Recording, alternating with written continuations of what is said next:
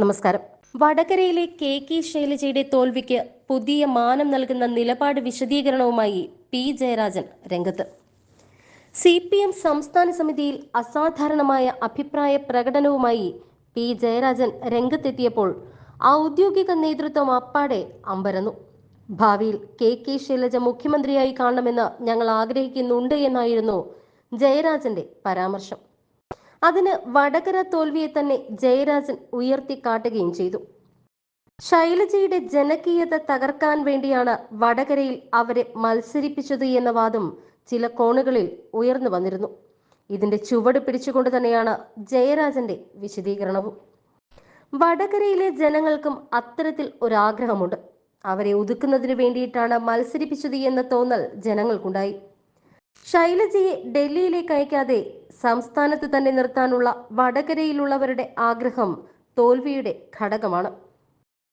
മുഖ്യമന്ത്രി പിണറായി വിജയനെതിരെ അതിരൂക്ഷ വിമർശനമുയർന്ന യോഗത്തിലാണ് ശൈലജയ്ക്ക് വേണ്ടി ജയരാജൻ ഇത്തരത്തിലൊരു വാദം ഉന്നയിച്ചത്.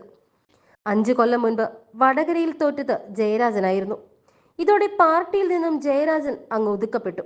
അങ്ങനെയൊരു നേതാവാണ് ശൈലജയ്ക്ക് വേണ്ടി തോൽവിയിലും ഭിന്നമായ വാദമുഖം ഉയർത്തിക്കാട്ടുന്നത്. മുഖ്യമന്ത്രി മാറണമെന്നോ പകരം കെ ശൈലജയെ കൊണ്ടുവരണമെന്നോ ജയരാജൻ പ്രത്യക്ഷമായി പറഞ്ഞിട്ടില്ല.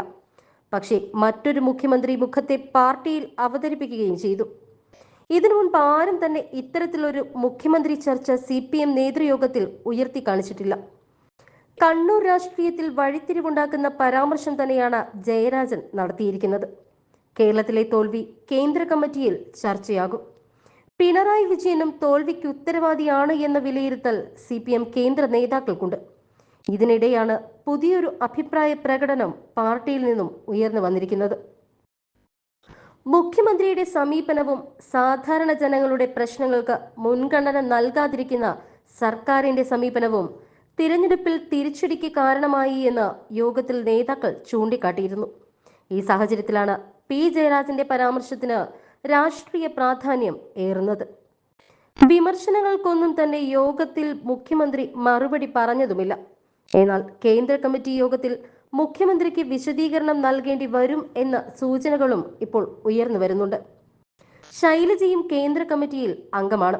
അവിടെ ശൈലജ പറയുന്ന നിലപാടും ഏറെ നിർണായകമാകും. CPM നേതാവ് കെ ശൈലജയെ 1,14,506 വോട്ടുകൾക്ക് വീഴ്ത്തിക്കൊണ്ടാണ് ഷാഫി പറമ്പിൽ UDF-നായി വടകര മണ്ഡലം ഇത്തവണ നിലനിർത്തിയത്. ഷാഫിക്ക് 5,57,528 വോട്ടുകൾ ലഭിച്ചപ്പോൾ ശൈലജ ടീച്ചറിന് കിട്ടിയത് 4,43,022 വോട്ടുകൾ മാത്രമാണ്. BJP സ്ഥാനാർത്ഥി പ്രഫുൽ കൃഷ്ണൻ 1,11,979 വോട്ടുകളും നേടി. സംസ്ഥാനത്ത് ഇത്തവണ വാശിയേറിയ പോരാട്ടം നടന്ന മണ്ഡലം തന്നെയായിരുന്നു വടകര. ഇടത് പാർട്ടികൾക്ക് വേരോട്ടമുള്ള മണ്ണാണെങ്കിലും വടകര പാർലമെന്റ് മണ്ഡലം കഴിഞ്ഞ കുറച്ച് വർഷങ്ങളായി UDF-നൊപ്പമാണ് നിൽക്കുന്നത്. 2009 ശേഷം ഒരിക്കൽ പോലും ഇടത് സ്ഥാനാർത്ഥികൾക്ക് ഇവിടെ ജയിക്കാനായിട്ടില്ല. സ്ഥാനാർത്ഥിത്വം കൊണ്ട് തന്നെ സംസ്ഥാനത്തിന്റെ ശ്രദ്ധയാകർഷിക്കുന്ന മണ്ഡലം കൂടിയാണ് വടകര. ഇത്തവണ 2 സിറ്റിംഗ് MLA-മാർ ലോക്സഭയിലേക്ക് മത്സരിച്ച ഏക മണ്ഡലവും ഇത് തന്നെയായിരുന്നു. കഴിഞ്ഞ തവണ CPM നേതാവ് പി ജയരാജനും കോൺഗ്രസ് നേതാവ് കെ മുരളീധരനും ഏറ്റുമുട്ടിയപ്പോൾ മണ്ഡലം മുരളിക്കൊപ്പമായിരുന്നു. ഇത്തവണയും ഇരു മുന്നണികളും തങ്ങളുടെ കയ്യിലുള്ള മികച്ച നേതാക്കളെ തന്നെയാണ് ഇവിടെ പോരാട്ടത്തിനായി നിയോഗിച്ചത്. മുൻ ആരോഗ്യമന്ത്രിയും കൂത്തുപറമ്പ് MLA-യുമായ കെ ശൈലജയെ CPM വടകരയിൽ സ്ഥാനാർത്ഥിയായി പ്രഖ്യാപിച്ചതോടെ രാഷ്ട്രീയ കേരളത്തിന്റെ കണ്ണുകൾ വടകരയിലേക്ക് കേന്ദ്രീകരിച്ചു. കോൺഗ്രസ് സ്ഥാനാർത്ഥിയെ പ്രഖ്യാപിച്ചപ്പോൾ തന്നെ മറ്റു മണ്ഡലങ്ങളിൽ നിന്ന് വ്യത്യസ്തമായി സിറ്റിംഗ് MP കെ മുരളീധരന് പകരം യുവ നേതാവ് ഷാഫി പറമ്പിലിനെയാണ് രംഗത്തിറക്കിയത്. ഇതോടെ പോരാട്ടം ശക്തമായി. പ്രചാരണ രംഗത്ത് വീറും വാശിയും പ്രകടമായ മണ്ഡലം തന്നെയായിരുന്നു വടകര.